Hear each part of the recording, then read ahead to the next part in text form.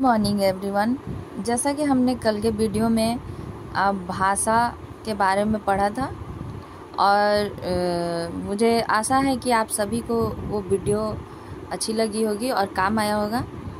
इसीलिए देर ना करते हुए हम अपने वीडियो को कंटिन्यू रखते हैं। और हाँ, अगर अच्छी लगे तो लाइक और सब्सक्राइब ज़रूर कीजिएगा। और बाकी तो चलिए हम स्टार्ट करते हैं। कल हम व्याकरण पढ़े थे, व्याकरण पढ़ रहे थे, भाषा पढ़े। अब हम भाषा और व्याकरण पढ़ेंगे।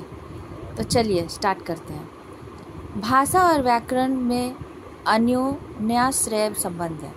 भाषा के बिना व्याकरण और व्याकरण के बिना भाषा की कल्पना नहीं की जा सकती। भाषा यदि शरीर है तो व्याकरण इसकी आत्मा। यह सही है कि सबसे पहले बोली की उत्पत्ति होती है।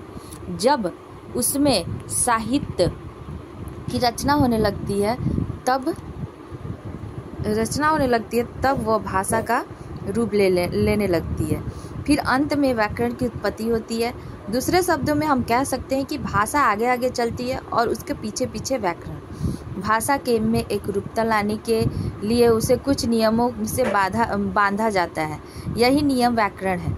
व्याकरण की उपयोगिता। भाषा का सही प्रयोग सिखाने में ही व्याकरण की उपयोगिता है। व्याकरण भाषा के विभिन्न अंगों का परिचय देकर उनके पारस्परिक संबंधों का निरूपण करता है, जिससे प्रयोक्ता अपने भाव या विचार निर्भ्रांत रूप से प्रकट कर सकते हैं। व्याकरण के द्वारा ही भाषा अन्य भाषाओं के प्रभाव को आत्मसात करके भी अपनी विशिष्टता बनाए रखती है। दूसरे शब्दों में भाषा की क्या लिपि है, हो वर्णों को किस प्रकार संयोजित किया जाए, शब्दों एवं वाक्यों की रचना में किन किन बातों का ख्याल रखा जाए, इन्हीं बातों की व्याख्या और व्यवस्था करना व्याकरण का काम है। अध्ययन की सुविधा के लिए हिंदी व्याकरण को 5 भागों में बांटा गया है: वर्ण विचार, शब्द विचार, वाक्य विचार, चिन्ह विचार और छंद विचार। पहला वर्ण विचार। इसमें वर्ण, ध्वनि, अक्षर, लिपि आदि की परिभाषा, भेद, आपसी संयोग आदि का अध्ययन किया जाता है।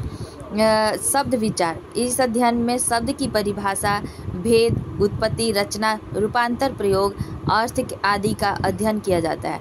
वाक्य विचार में इसमें वाक्य की परिभाषा, भेद, रचना, रूपांतर, शुद्धता आदि का अध्ययन किया जाता है। चिन्ह विचार।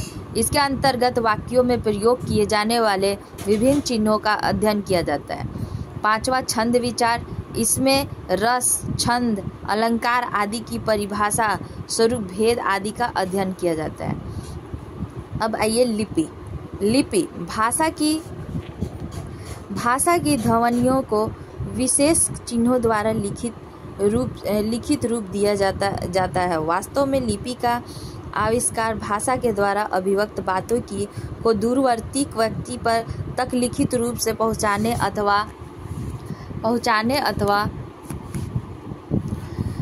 साहित्यिक रचनाओं या ऐतिहासिक दस्तावेजों को सुरक्षित रखने के लिए ही हुआ होगा।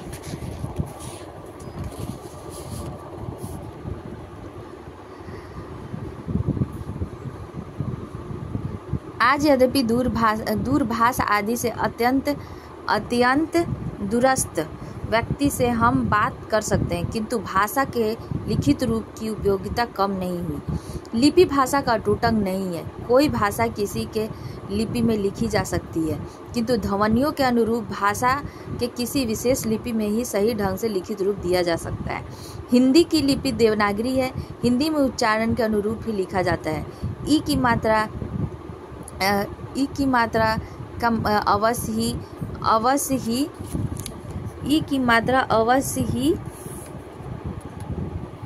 कुछ संयुक्त व्यंजनों से पूर्व लगाई जाती है। हर लिपि की जहाँ कुछ विशेषताएं होती हैं, वहीं उसके प्रयोग में अनेक स्थलों पर सावधानी की आवश्यकता पड़ती है। स्वरों की मात्राओं के कारण शब्दों के अर्थ बहुत बदल जाते हैं। उदाहरणतः क तथा ल के साथ विभिन्न मात्राओं के योग से बनने वाले शब्द निम्न हैं: काल, कला, काला, कीला, कीले, कील, कुली, कूल, केला। स्पष्टता। कल, काल, कला, काला, काली, कीला, कीले, कील, कुल, कुली, कुल, केला। स्पष्टतः यदि मात्राओं के प्रयोग में सावधान नहीं रहा गया तो अर्थ का अनर्थ हो सकता है। इसी प्रकार ड़ तथा न, ब तथा व, स, श तथा श, तलाबी स, मूर्धनी स, दंती स आदि के उलट पुलट प्रयोग से शब्द अशुद्ध हो जाते हैं।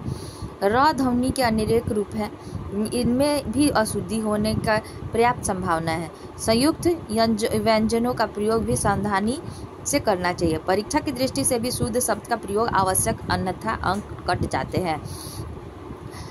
इस स्तर पर होने वाली वर्तनी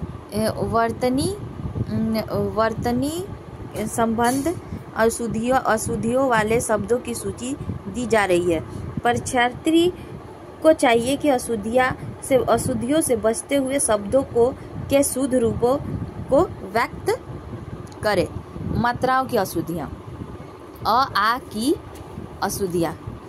अशुद्ध शब्द, अशुद्ध शब्द के साथ शुद्ध शब्द और अशुद्ध शब्द के साथ शुद्ध शब्द देखिए, जैसे कि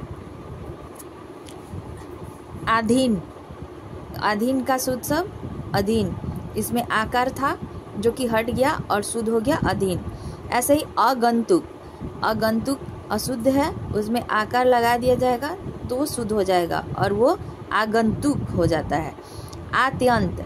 आत्यंत में आकार गलत है और आकार हटाने से वो शुद्ध हो जाएगा, जैसे कि अत्यंत। तालाब। तालाब में आकार नहीं है जिसके वजह से वो अशुद्ध है और उसमें आकार लगाने से तालाब हो जाएगा जो कि शुद्ध हो जाएगा। व्यवहारिक में यान आकार नहीं है और आकार लगाने से वो शुद्ध हो गया। आनंद नहीं होता है जिसका आकार लगाने से आनंद, उसका शुद्ध शब्द आनंद होता है। बदामी अशुद्ध शब्द है। बदामी अशुद्ध शब्द है जिसका आकार नहीं है, लेकिन बकरबा दकरदा म में बड़ी ई बादामी ये शुद्ध है। स्वाभाविक अशुद्ध है और व में आकार लग गया तो स्वाभाविक हो गया। आकाश अशुद्ध है, उसमें आकार लगा के आकाश हो गया। आदर्श नहीं होता दोस्तों, उसमें उसको शुद्ध करने के लिए आकार लगाने से आदर्श हो जाता है। आसान में आ लगा देने से आसान शुद्ध शब्द बनता है। आबादी में आ लगाने से आबादी बनता है जो कि शुद्ध हो जाता है। सामाजिक जो कि अशुद्ध है और उसमें आकार लगाने से सामाजिक हो गया। अत्यधिक यह अशुद्ध है,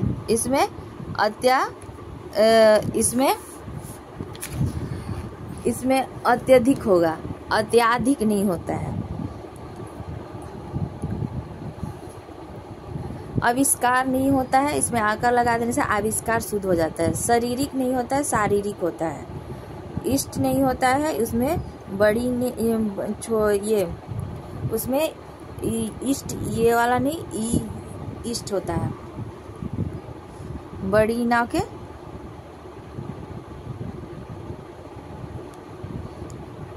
छोटी ई होता है। ऐसे ही ईश्वर, इष्ट, इच्छा, पूर्ति।